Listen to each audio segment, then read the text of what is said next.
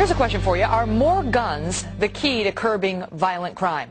Firearms are involved in the deaths of more than 30,000 Americans every year, but some say let everyone pack heat and you'll see those numbers go down. Really?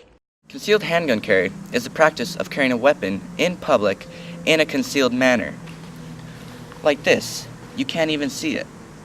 Guns date back far in America's history, but was made clear in the Second Amendment back in the Revolutionary days. The Second Amendment reads, "A well-regulated militia, being necessary to the security of a free state, the right of the people to keep and bear arms shall not be infringed."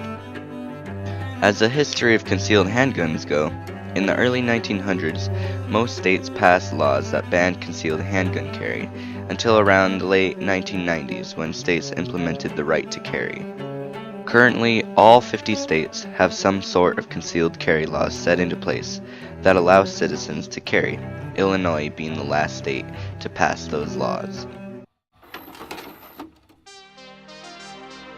I believe that adults should have the right to carry and conceal handguns in America because it prevents the loss of lives and because the abolition of concealed handguns would go against the Second Amendment. Well, near Spartanburg, South Carolina in 2012, Jesse Gates, he went to his church armed with a shotgun, kicked in the door. But Aaron Guyton, who had a concealed carry license, drew his gun and he pointed it at Gates. The other parishioners then disarmed Gates before he fired a single shot.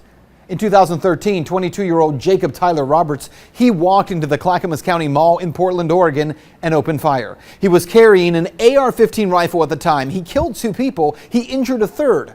But according to a Portland TV station, another 22-year-old named Nick Maley was carrying a concealed handgun.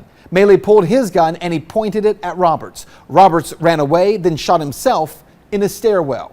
In those instances that were shown in the video, a person was there to not stop the attack, but prevent more lives being lost by having a gun on them and opening fire on the criminal.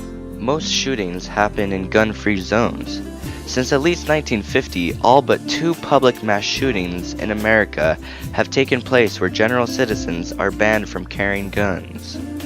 Gun-free zones are very counterproductive, because if those mass shootings happen in places where guns were not banned, somebody could be carrying a concealed handgun and could pull it out and stop the attack from progressing.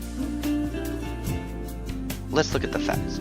If we were to look at this graph, we would see that the red line represents the total violent crime rate per 100,000 people in the United States. The crime rate starts out relatively high, and as the time progresses, it drops significantly. Now, if we were to compare this to the blue line, which is the percent of the U.S. population living in shall issue and constitutional carry states, you would be able to see that as the population of those states go up, the crime rate actually goes down. You would think that as the population rises, the violent crime rate would rise as well. But since the population is rising in these states which shall issue concealed handgun carry laws, the crime rate is going down at a steady rate. Why has it taken 230 years for the Supreme Court to say that the Second Amendment finally means what it says? It's an individual personal right, and no government, federal, state, or local, can significantly interfere with it. Well, for much of our history, we have not had too much gun regulation. Everybody understood that the Second Amendment meant that people had the right to keep and bear arms, and states and localities did not often interfere with this right. Of course, in recent years, in recent decades, different officials thought that they could experiment with our basic rights, and that necessitated litigation, and I'm very happy that we've prevailed. Earlier this year, in Norman v. State, they concluded that the Second Amendment applies to carrying for self-defense outside of the home.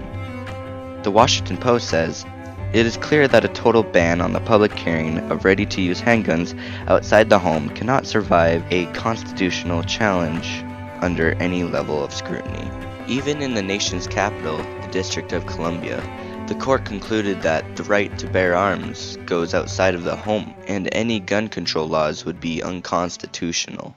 As you can see, concealed handguns help prevent the loss of lives, and also the ban of concealed handgun carry would be unconstitutional.